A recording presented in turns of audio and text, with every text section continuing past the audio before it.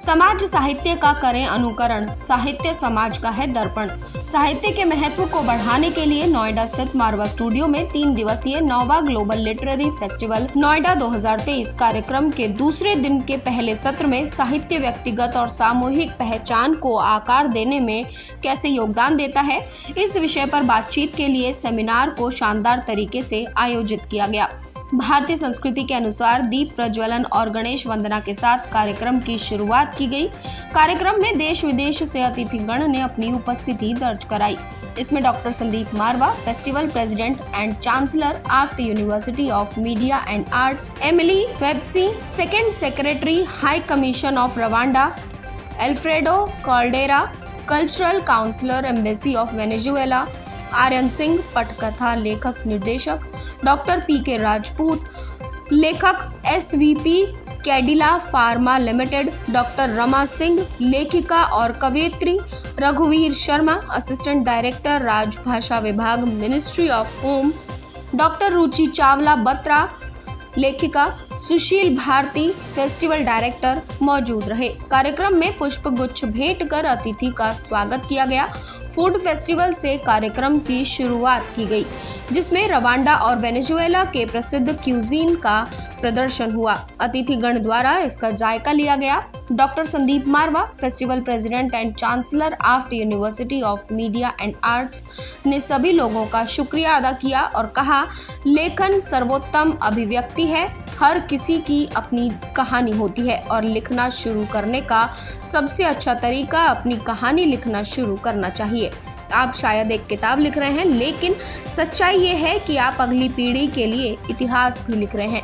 आपको बता दें कि कार्यक्रम में दीनदयाल उपाध्याय फोरम अतिथिगण द्वारा पोस्टर लॉन्च किया गया। साथ ही डॉक्टर रुचि चावला बत्रा द्वारा लिखी किताब द टाइमलेस विजडम ऑफ फ्लोजी रेकी का पुस्तक विमोचन भी किया गया।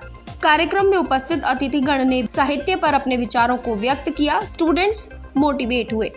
कार्यक्रम के दूसरे हॉल में फोटोग्राफी एग्जीबिशन कार्यक्रम का आयोजन किया गया। वहां मौजूद अतिथिगण द्वारा एग्जीबिशन कार्यक्रम का उद्घाटन किया गया।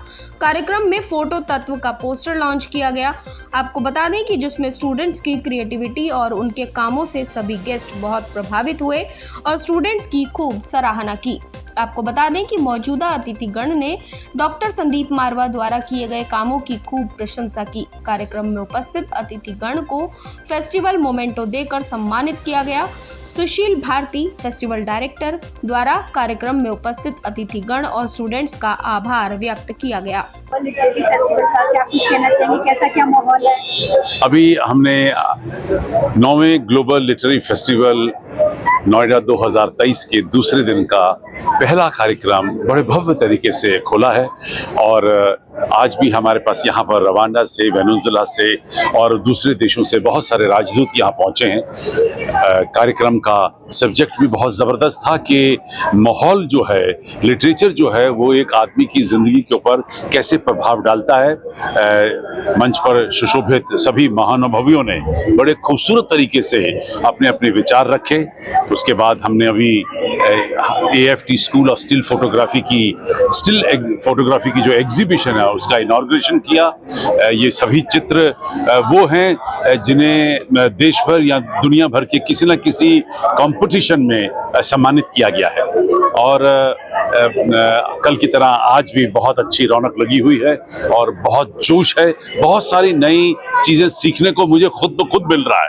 तो मुझे लगता है कि इसका प्रभाव जो है वो हमारे स्टूडेंट्स के ऊपर भी बहुत अच्छे तरीके से पड़ेगा। जहाँ तक मुझे लगता है कि शाम तक इस पूरे माहौल को संभालना मुश्किल हो जाता है, क्योंकि इतना इंथुसियाज्म, इतनी एक्साइटमेंट और इतना बड़ा प्रभाव पड़ रहा है। जो सुनेंगे वही आप करेंगे। ये बड़ी पुरानी थ्योरी है और इसीलिए अच्छे लोग आकर जब अच्छी बातें यहाँ कर रहे हैं तो मुझे ये यकीन है कि जो आज भी 5000 सुनने वाले लोग हैं विभिन्न कार्यक्रमों के अंदर, वो यहाँ से एक बहुत खूबसूरत सामाजिक जो मैसेज लेके जाएंगे, उससे हमारे देश में एक फिर से Nai Roshni जगेगी। Sir, what would you like to say about this event? How's your feeling? This event of the Global Literary Festival Noida 9th edition was well prepared. As I mentioned earlier before and during my speech, I congratulated ICMEI and all the partners for this literary festival to have organized such a wonderful and perfect event and exhibition. And we have also expressed our ideas and feelings when it comes to literature, the importance and the role of literature, especially when it comes to students, especially students like you who are in such a school of art, creative arts. It's very much important. It has a paramount importance in the students. शुरुआत करते हैं, अगर हम मध्यकाल के भक्त कवियों से ही करें, कबीर को ले लें। कबीर ने जाति पाति से विभाजित समाज के बीच में अपना संदेश दिया। छोटी सी 2 पंक्तियां मैं आपको सुनाता हूं। जाति न पूछो साधु की, जाति न पूछो साधु की, पूछ लीजिए ज्ञान।